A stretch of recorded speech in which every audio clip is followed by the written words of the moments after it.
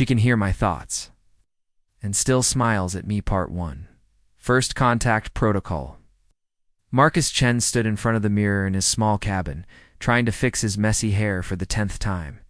His hands were shaking a little. Day was the day.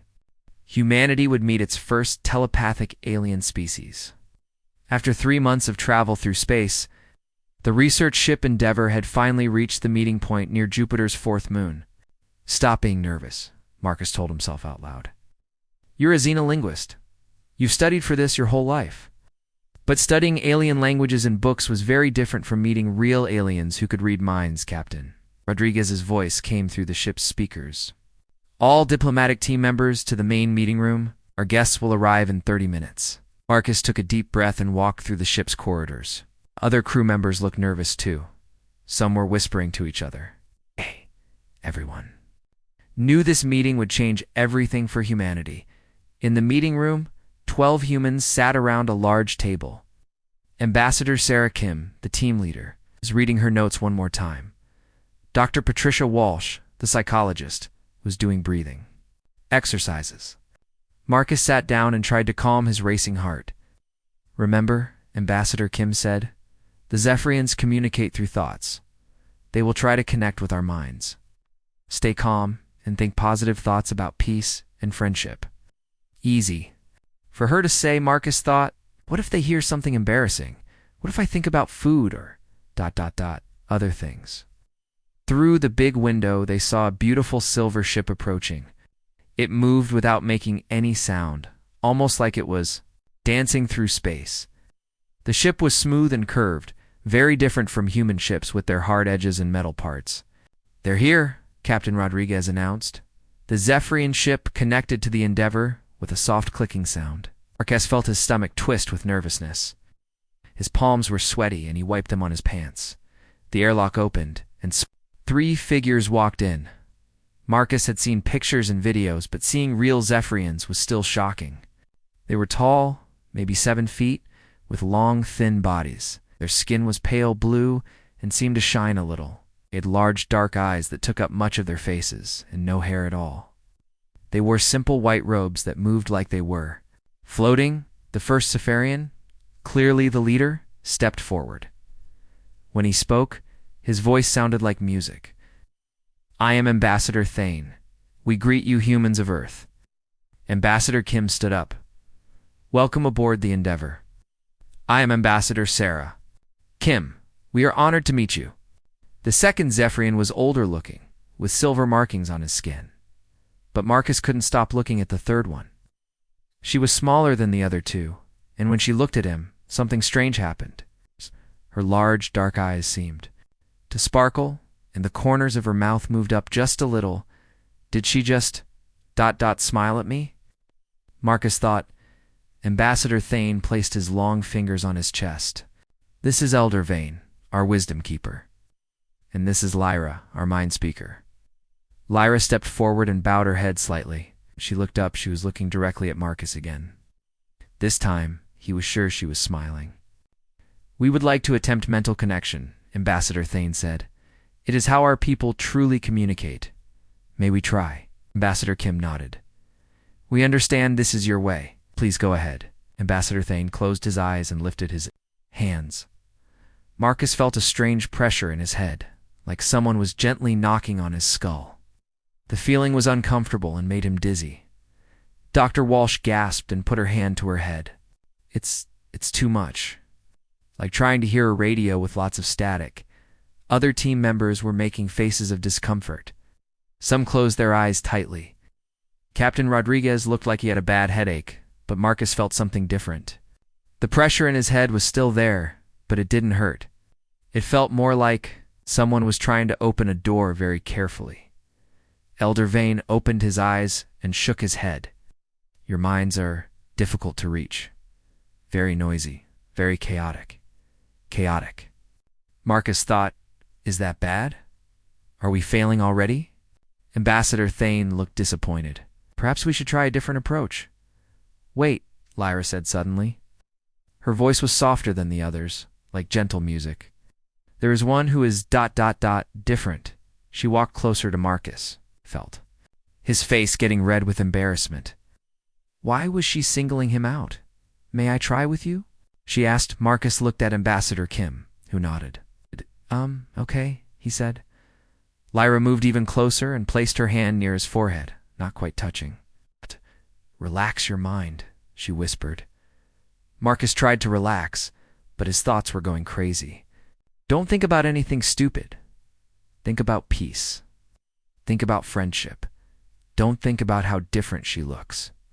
Don't think about whether aliens find humans ugly. Don't think about that embarrassing thing you did in college. Don't think. About suddenly, he heard laughter. Not out loud, but inside his head. Gentle, musical laughter. Lyra's smile grew bigger. Oh no, Marcus realized with horror. She can hear everything. More laughter in his mind, and this time it felt warm and friendly. Fascinating, Lyra said out loud, but she was still looking at Marcus. Your mind is not chaotic. It is... ... She paused. Looking for the right word, ... layered. Like music with many instruments playing at once. Marcus felt his thoughts racing even faster now. She thinks I'm weird.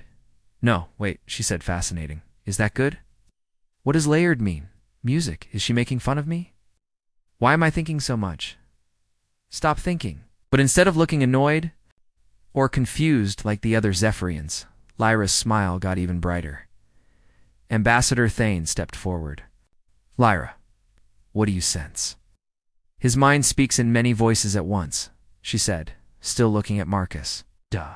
Fear and curiosity together, questions and answers at the same time. Past and future, mixing with the present. She tilted her head. It is. Beautiful. Beautiful. Marcus thought.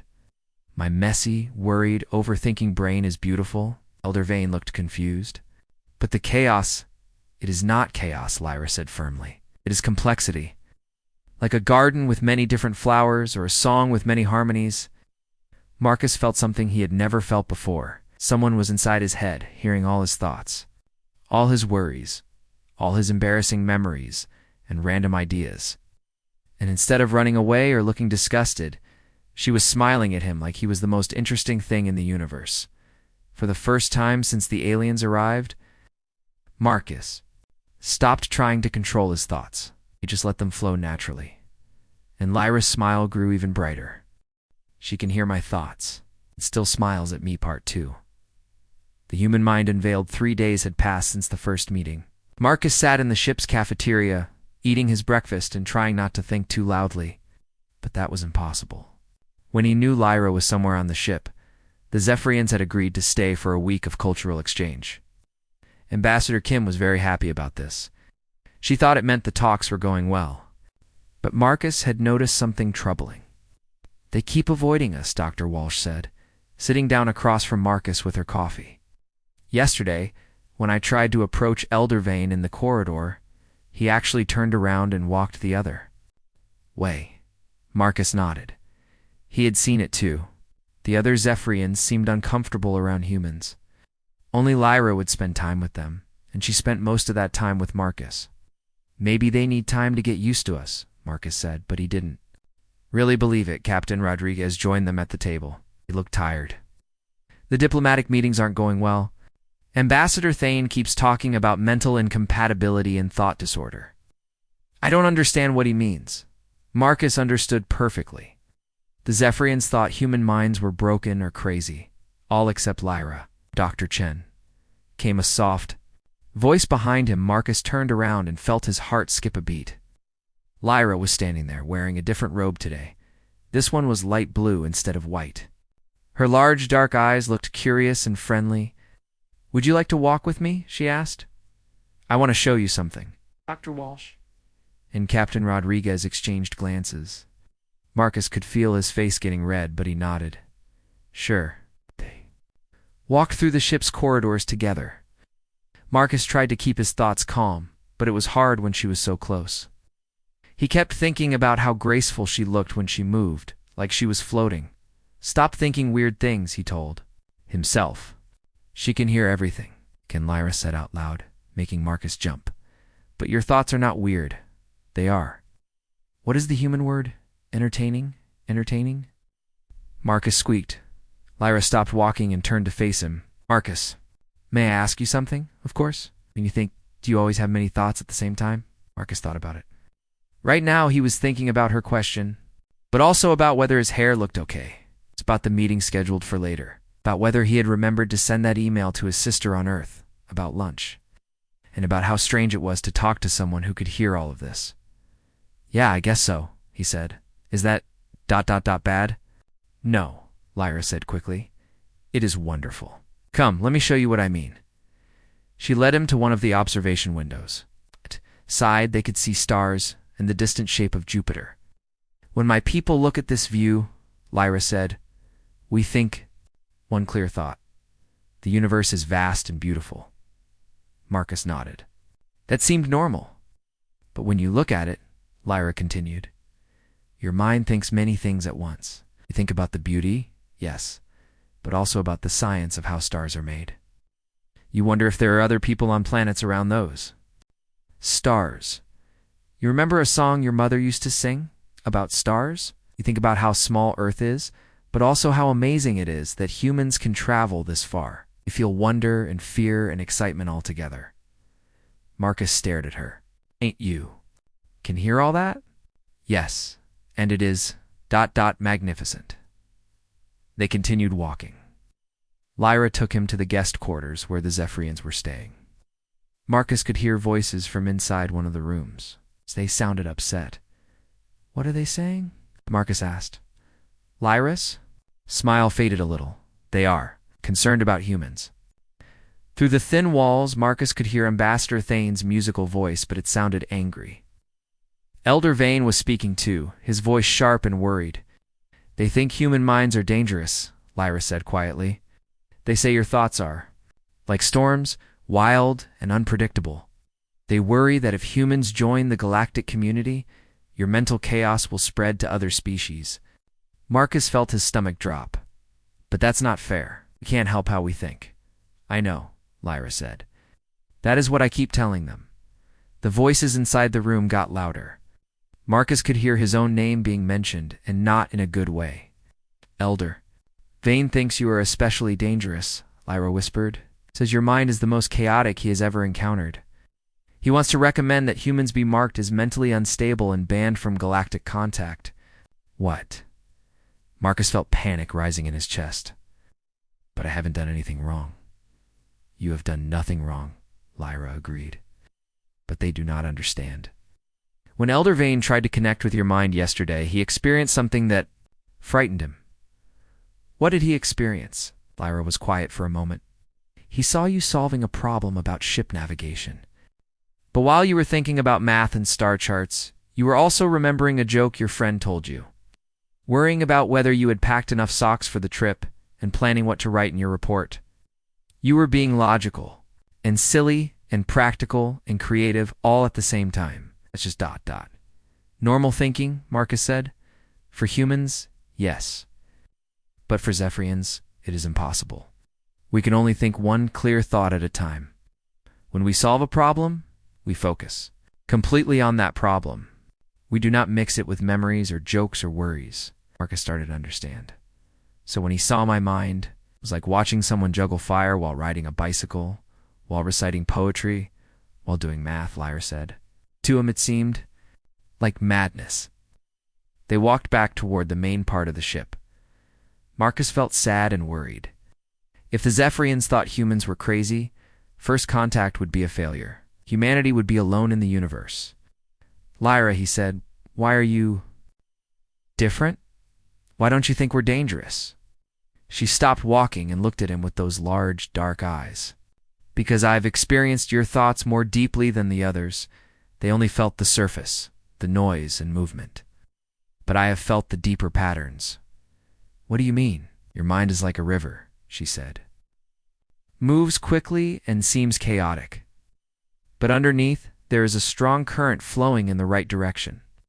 Your scattered thoughts are not random. They are all connected to who you are, what you care about, what you want to protect. Marcus felt something warm in his chest.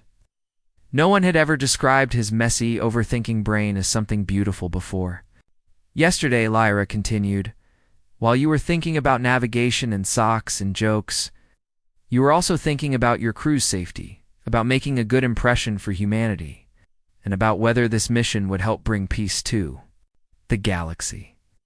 All of your thoughts, even the silly ones, come from a place of love and hope. The others don't see that?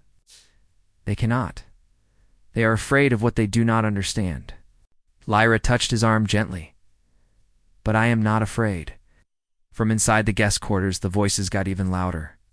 Marcus heard Ambassador Thane saying something that sounded final and angry. They are making their decision, Lyra said sadly. Tomorrow. They will tell your Ambassador Kim that humans are not ready for galactic contact. Marcus felt his world crashing down. Humanity's first chance to join the wider universe. And they were being rejected because their thoughts were too messy. But when he looked at Lyra, she was still smiling at him. Do not give up hope yet, she whispered. Sometimes the most beautiful solutions come from the most chaotic minds. She can hear my thoughts, and still smiles at me. Part 3. The swarm crisis, the emergency alarm woke Marcus from a deep sleep. Red lights flashed in his small cabin as Captain Rodriguez's voice echoed through the ship. All hands to battle stations. This is not a drill. We have received a priority distress signal from the Kepler mining colony. Marcus jumped out of bed and quickly put on his uniform. His heart was racing. Battle stations? The Endeavor was a research ship, not a warship. They had some defensive weapons, but nothing serious. He ran to the bridge where everyone was gathering. Ambassador Kim looked pale and worried. Zephyrians were there too. Ambassador Thane, Elder Vane, and Lyra. All of them looked frightened. What's happening? Marcus asked. Dr. Walsh. The Hive, she whispered back. They've attacked the mining colony. Marcus felt his blood turn cold. Everyone in the galaxy knew about the Hive. They were a species of bug-like creatures that shared one giant mind. They consumed entire planets, turning everything into more hive creatures. No one had been able to stop them. Captain Rodriguez pointed to the main screen. It showed a message from the colony, broken voices screaming for help. Images of dark ships swarming like angry insects, and then ... nothing. The colony had 50,000 people, Captain Rodriguez said quietly. Ambassador Thane stepped forward, his musical voice now sharp with urgency. Captain, we must contact the Zephyrian fleet immediately. They are the only force capable of fighting the Hive.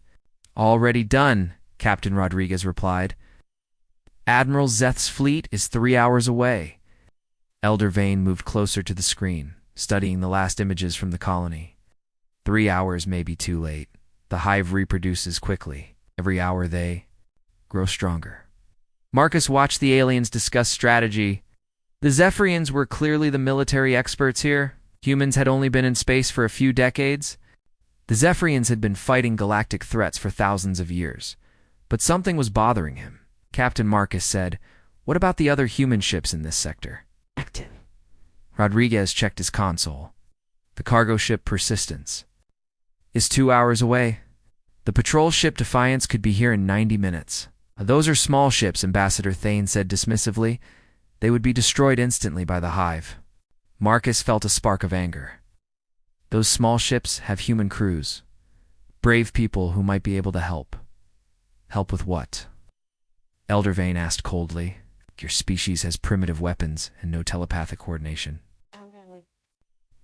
Before Marcus could respond, the ship's communications officer called out, Captain, I'm receiving a transmission from Admiral Zeth's fleet. The main screen changed to show a proud-looking Zephyrian in military robes. Behind him, Marcus could see the bridge of a massive warship. This is Admiral Zeth, the alien commander said. We are responding to the emergency at Kepler Colony. All civilian ships should retreat to a safe distance. Admiral Captain Rodriguez replied, We have 2 other human ships that could assist. Negative. Admiral Zeth cut him off. Human ships lack the mental coordination necessary for battle against the Hive. You will only create chaos in our formations. The transmission ended. Marcus felt his face burning with embarrassment and anger. First, they said humans were too mentally chaotic for diplomacy. Now they were too chaotic for battle.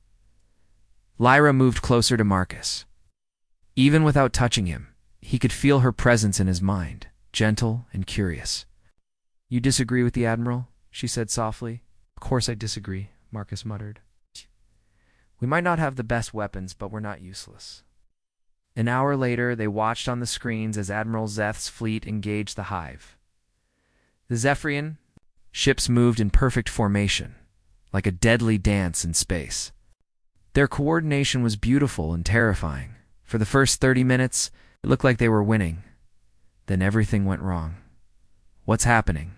Ambassador Kim asked, as the Zephyrian ships began to break formation. Elder Vane was pressing his hands to his head, his face twisted in pain. "The Hive, ... their collective mind, ... it's too strong." On the screen, Marcus could see Zephyrian ships turning on each other or simply stopping in space like they were frozen. The perfect telepathic coordination that made them so powerful was being turned against them. "Hive is overwhelming their mental network," Lyra explained, though she looked strained too. "When Zephyrians link minds for battle, they become vulnerable to a stronger telepathic force." Admiral Zeth's voice came through the communications, filled with panic. "All ships retreat. I repeat, all ships retreat. We cannot maintain formation." Marcus watched in horror as the beautiful Zephyrian fleet scattered like leaves in a storm. Some ships were fleeing, others were drifting helplessly.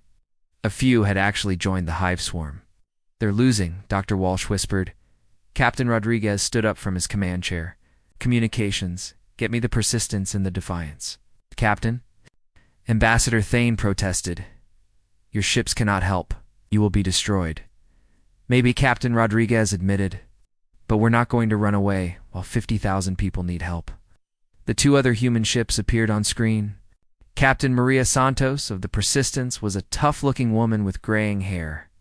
Commander Jake Miller of the Defiance was young and eager, probably on his first deep space mission. Rodriguez. Captain Santos said, "I see the Zephyrian fleet.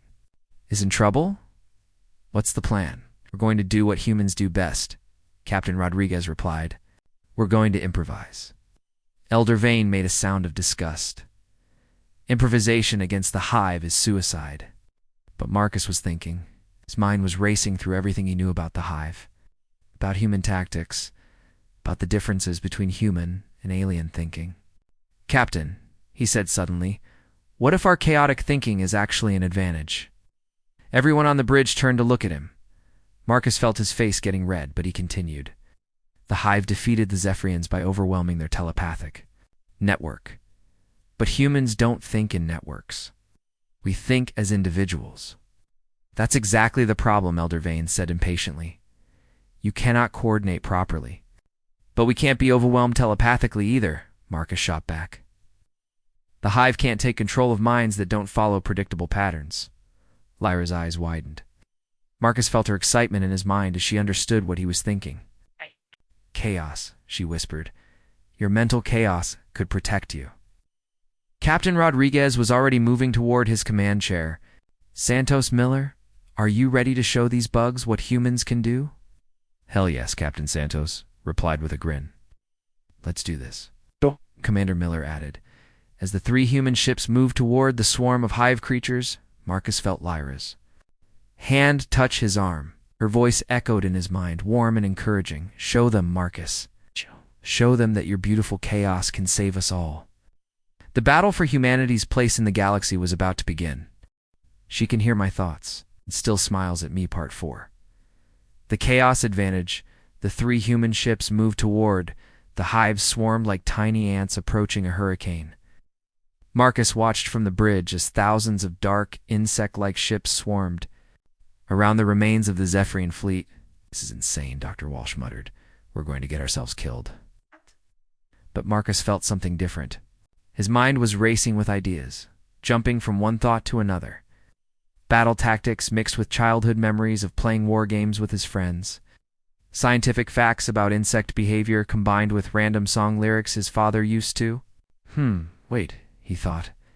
"That's it, Lyra," he said urgently. "Can you connect with me during the battle? Like really connect?" She looked surprised. "You want me to link with your mind while you fight?" "Yes. I want you to experience how a human thinks during combat." Elder Vane overheard and stepped closer. That is extremely dangerous.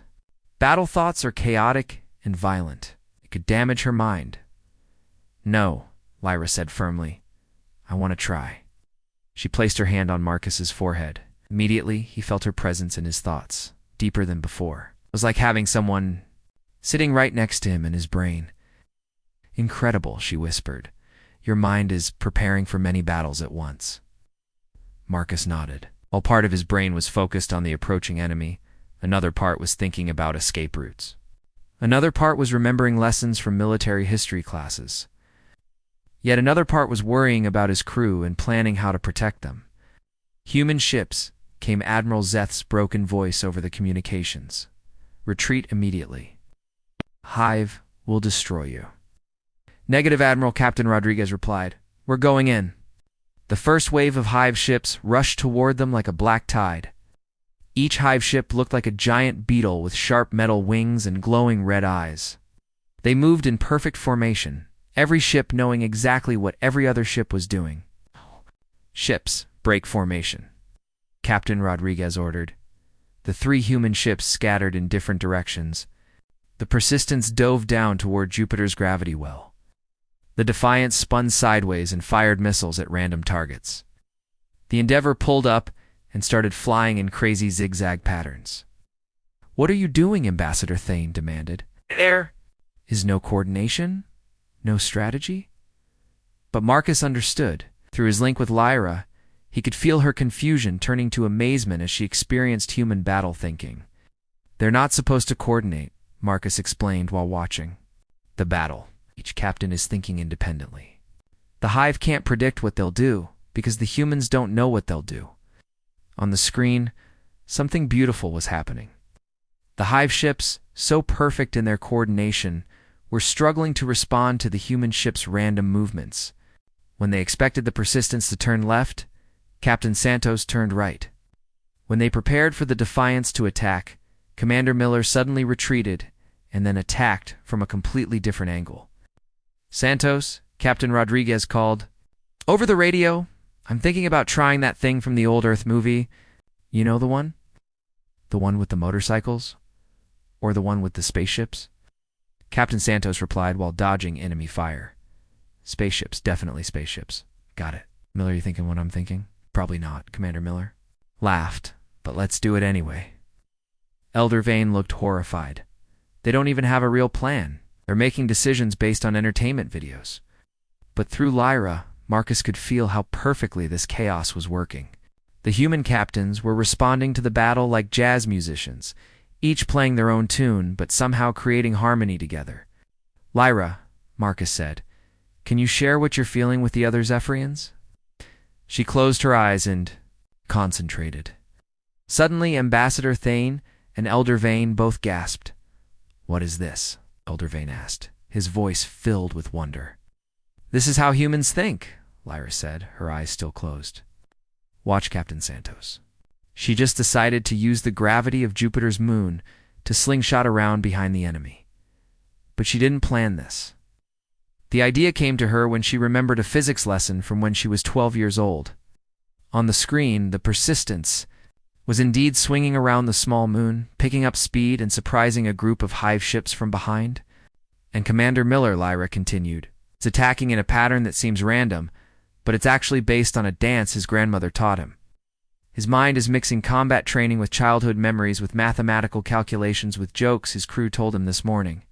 The Defiance was weaving between enemy ships like it was dancing, its weapons firing in rhythm. Most incredible of all, Lyra said, her voice full of awe, is Captain Rodriguez. He's commanding this battle while simultaneously thinking about his daughter's birthday party next month, wondering if the ship's cook remembered to order more coffee, worrying about Marcus's safety, and planning what to write in his report if they survive. Marcus felt embarrassed. Sorry, Captain Rodriguez is thinking about me. He cares about all his crew, Lyra said warmly. Every decision he makes comes from love and responsibility, even while he's fighting for his life. The tide of battle was turning. The Hive ships, confused by the unpredictable human tactics, were making mistakes. They crashed into each other, fired at empty space, and wasted energy chasing ships that suddenly changed direction. "It's working," Dr. Walsh said in amazement. "They're actually winning." Then the hive did something new. The swarm suddenly stopped moving and hung motionless in space. "They're adapting," Ambassador Thane warned. "The hive learns quickly." Marcus felt a chill of fear. Through Lyra's connection, he could sense something huge and alien, focusing its attention on the human ships. The collective mind of the hive was studying them, trying to understand their patterns. "They're going to figure us out," Marcus said. But then he felt Lyra's excitement spike in his mind. "No," she said, smiling even as the battle raged around. That's the beautiful part. There are no patterns to figure out. You're not following rules or strategies. You're being purely wonderfully human." The hive ships started moving again, but now they seemed hesitant, unsure. For the first time in galactic history, the hive collective mind had encountered something it couldn't understand or predict. Lyra, Marcus said suddenly.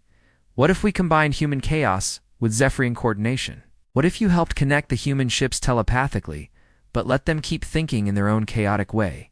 Her eyes went wide. That could work. But I would need help from my people. She turned to Ambassador Thane and Elder Vane. "Please, help me link with the human ships. Don't try to control their thoughts, just listen to the beautiful chaos and help them share it with each other." Elder Vane looked uncertain, but Ambassador Thane stepped forward. "If it will save lives, we will try." The three Zephyrians joined hands and reached out with their minds toward the human ships. Marcus felt the connection expand, linking all. 3 human crews in a loose telepathic network. But instead of forcing them to think the same way, the connection let each captain feel what the others were feeling. Captain Santos could sense Commander Miller's creative attack patterns. Commander Miller could feel Captain Rodriguez's protective instincts. Captain Rodriguez could experience Captain Santos's bold risk-taking. "Now," Marcus whispered, "show them what humans can really do." The final phase of the battle was about to begin. She can hear my thoughts and still smiles at me. Part 5. Beautiful chaos. The moment the Zephyrians connected the human ships telepathically, everything changed. Marcus felt his mind expand as he suddenly experienced the thoughts of all 3 human crews at once. Captain Santos was thinking about her grandmother's recipe for apple pie, while calculating missile trajectories. Commander Miller was humming an old rock song while planning an attack pattern based on a video game he played. As a teenager, Captain Rodriguez was worrying about his crew's safety, while remembering tactical lessons from military academy. "This is impossible," Elder Vane gasped. How can they function with so many different thoughts at once? But the impossible was happening. The 3 human ships began moving like parts of a single organism, each captain responding to the others' ideas while keeping their own unique thinking style. The hive swarm, which had paused to study the humans, suddenly launched a massive coordinated attack. Thousands of dark ships rushed forward like an angry cloud of locusts. "Here they come," Captain Rodriguez announced calmly. Through the telepathic link, Marcus could feel the captain's mind sorting through dozens of possible responses, while also thinking about lunch and wondering if his daughter would like the souvenir he bought her. Instead of being confused by these scattered thoughts, the other captains found them helpful. Captain Santos picked up on Rodriguez's lunch thoughts and suddenly remembered a childhood game of tag, which gave her an idea for a new evasive maneuver. Commander Miller heard the thoughts about Rodriguez's daughter and remembered his own nephew's birthday party, where kids had played a game that involved surrounding and confusing the person who was it. "All ships," Captain Rodriguez said, "let's play tag." What happened next was like nothing the galaxy had ever seen. The 3 human ships began weaving between the hive vessels in patterns that seemed completely random, but were actually based on childhood games. Dance moves, sports strategies. In half-remembered dreams, the persistence would suddenly drop low. In space formation, while Captain Santos thought about hide-and-seek, the Defiance would spin in circles while Commander Miller remembered ice skating lessons. The Endeavor would dart forward and back while Captain Rodriguez thought about his daughter playing hopscotch. Through the telepathic link, Lyra was experiencing all of this chaos directly. Marcus could feel her joy and amazement growing stronger with each passing moment. "They're beautiful," she whispered, tears flowing down her blue cheeks. "Their minds are like music written by children, full of wonder and surprise and pure creativity." Hive ships were completely confused. Their collective intelligence had analyzed millions of battle strategies throughout galactic history, but nothing had prepared them for tactics based on playground games and family memories when they expected the humans to retreat. The ships would suddenly charge forward while their pilots thought about favorite foods. When they prepared for a coordinated attack, the humans would scatter while humming different songs. When they tried to surround the human ships, the humans would slip away using maneuvers inspired by dance steps and sports moves. "The hive is losing cohesion," Ambassador Thane reported, watching his instruments in amazement. Their collective mind cannot process this level of creativity. On the screen, Marcus could see hive ships bumping into each other, firing at empty space, and moving in circles as their shared intelligence struggled to understand human thinking. But the real breakthrough came when Captain Santos had a crazy idea. "Hey, Rodriguez," she called over the radio while dodging enemy fire. "Remember that stupid movie we watched last month? The one with the dancing robots? The one where they defeated the bad guys by getting them to dance?" Captain Rodriguez replied, immediately understanding. "Exactly, Miller. You thinking what we're thinking?" "I have no idea what you're thinking." Commander Miller laughed, "But I love it." Through the telepathic link, the three captains shared a moment of pure human absurdity. They were in the middle of a life-or-death battle against the most dangerous enemy in the galaxy, and they were about to try something based on a silly movie about dancing robots. "Lyra," Marcus said urgently, "can you help them share this idea with the surviving Zephyrian ships?" "Share what idea?" she asked, even as she was already reaching out with her mind. "Trust me, just ... Let them feel what the humans are feeling." Lyra connected with Admiral Zeth's damaged flagship and the few other surviving Zephyrian ships. Suddenly, the alien crews could experience the pure, joyful madness of human thinking. Admiral Captain Rodriguez called over the communications. "Follow our lead. Don't think about it, just ... dance." What happened next would be talked about in galactic history classes for thousands of years. The human ships began moving in, complex pattern that looked like a cosmic dance. They spun and twirled and wove between the hive vessels, their movements graceful and unpredictable. The Zephyrian ships, guided by the telepathic link, but not controlled by it, began to follow along. The hive collective mind, faced with an enemy that was literally dancing while fighting, simply couldn't cope. The alien intelligence that had conquered star systems and destroyed fleets was completely baffled by opponents who thought about birthday parties and childhood games while firing weapons. One by one, hive ships began shutting down. Their collective consciousness was overloaded trying to understand an enemy that made no logical sense. In less than an hour, the entire hive swarm was drifting helplessly in space, their shared mind paralyzed by confusion. The battle was over. Humanity had won, as the three human ships regrouped with the surviving Zephyrian vessels. Marcus felt the telepathic link slowly fading, but Lyra kept her connection with him strong. "That was incredible," she said out loud, but her mental voice was warm in his head. "Your people saved us all." Elder Vane approached Marcus, his expression completely changed. "I owe you an apology," he said formally. "I called your mind chaotic and dangerous. I was wrong. It is chaotic," Marcus admitted. "But maybe that's not always a bad thing?" Ambassador Thane stepped forward. "The Galactic Council must hear about this. Humanity has shown us something we never knew was possible, the power of thinking in multiple directions at once." 3 months later, Marcus stood in the same meeting room where he had first met the Zephyrians. But now, instead of being rejected, humanity was being invited to join the Galactic Council as an honored member. "Your species brings something unique to the galaxy," Ambassador Thane explained to the assembled human diplomats. "The ability to find creative solutions in impossible situations. We need that gift." After the official ceremony, Marcus found himself alone with Lyra on the observation deck.